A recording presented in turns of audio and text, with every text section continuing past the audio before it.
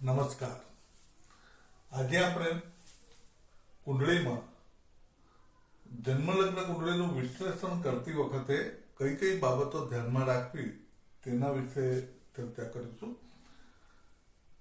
જન્મલગ્ન કુંડળીનું વિશ્લેષણ કરતી વખતે ખાસ કરીને સૌપ્રથમ જન્મલગ્નનો લગ્નેશ ગ્રહ, જન્મલગ્નનો ચંદ્ર અને જન્મલગ્નનો સૂર્ય જે છે એ ત્રણેયની સ્થિતિ વિશે ખાસ પહેલા ચકાસી લેવું જોઈએ કે ત્રણેય બળવાન થાય છે કે કેમ. જન્મલગ્ન, લગ્નનો લગ્નેશ ગ્રહ, ચંદ્ર અને સૂર્ય, આ ત્રણેય જો બળવાન થતા હોય તો કુંડળી થોડી મજબૂત ગણાશે. બીજું, તેમાં શુભ ગ્રહ ગુરુની સ્થિતિ અને બુધની સ્થિતિ પણ ખૂબ જ મહત્વની છે. ગુરુ અને બુધની સ્થિતિ પણ કુંડળીમાં સારી થતી હોવી જોઈએ.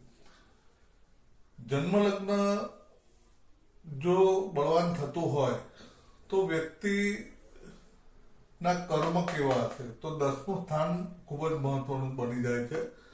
અહીંયા કોઈ પાપ ગ્રહોની અસર ના હોય અને અહીંયા શુભ ગ્રહની રાશિ હોય, શુભ ગ્રહ પોતે હોય અથવા શુભ ગ્રહની દ્રષ્ટિ આવતી હોય તો પણ વ્યક્તિના કર્મો ઘણા સારા હશે તેમ કહી શકાય.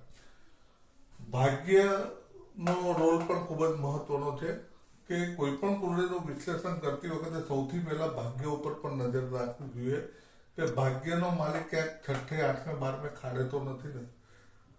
ભાગ્યનો માલિક કોઈ પાપ ગ્રહની યુતિમાં અથવા ભાગ્ય ઉપર કોઈ પાપ ગ્રહોની દ્રષ્ટિ તો આવતી નથી ને, આ પણ ચેક કરવું જોઈએ. કુંડળીમાં ખાસ કરીને દરેક ભાવ પોતપોતાની રીતે ખૂબ જ મહત્વ ધરાવે છે.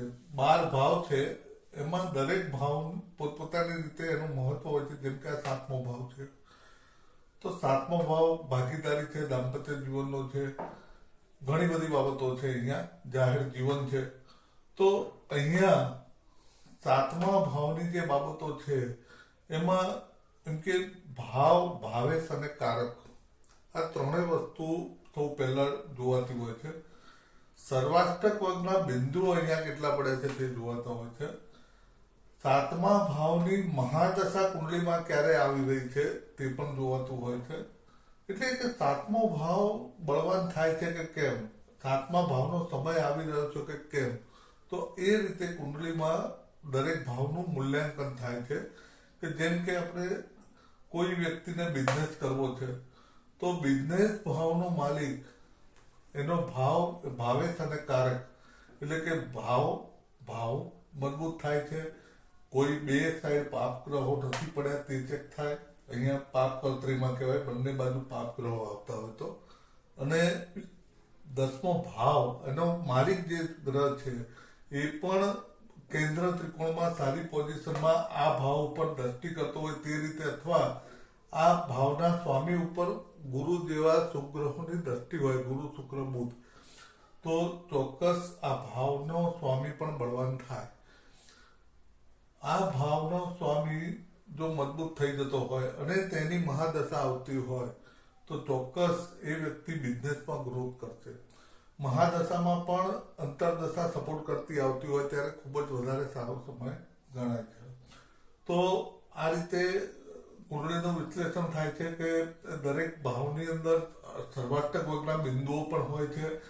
તો એ બિંદુઓ એમ કે દરેક ભાવના એવરેજ 28 બિંદુ હોય છે, ત્યારે 6, 8 અને 12 આ ત્રણે ખાડાના સ્થાન કહેવાય છે. અહીંયા ઓછા બિંદુ હોય એટલા સારા ગણાય છે. તો અહીંયા પણ ખરેખર વધારે બિંદુ પડ્યા હોય, 28 થી વધારે, તો ચોક્કસ એમ કે વ્યક્તિ ગ્રોથ કરશે પોતાના કર્મ દ્વારા, બિઝનેસ દ્વારા, અથવા કોઈ પણ. અહીંયા રાજકીય સપોર્ટ પણ જોઈ શકાય છે. તો કોઈને કોઈ એને એવો સપોર્ટ મળે કે જે વ્યક્તિને પોતાનો ગ્રોથ કરવામાં ખૂબ જ આગળ લઈ જાય. કુંડળીમાં ચંદ્ર જે છે તે 6, 8 અને 12 ના હોય એ ખૂબ જ ઘણી સારી બાબત ગણાય છે કે મન જે છે એ ચંદ્ર છે.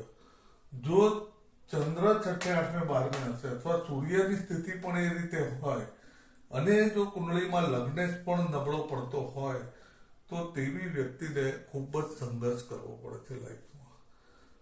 એને દશા અંતરદશાઓ મજબૂત ચાલતી હોય તો પણ પોતાના મનોબળ, આત્મબળ અને પોતે શારીરિક રીતે પણ નબળો હોવાને કારણે તે જોઈએ તેવી પ્રગતિ કરી નથી શકતો.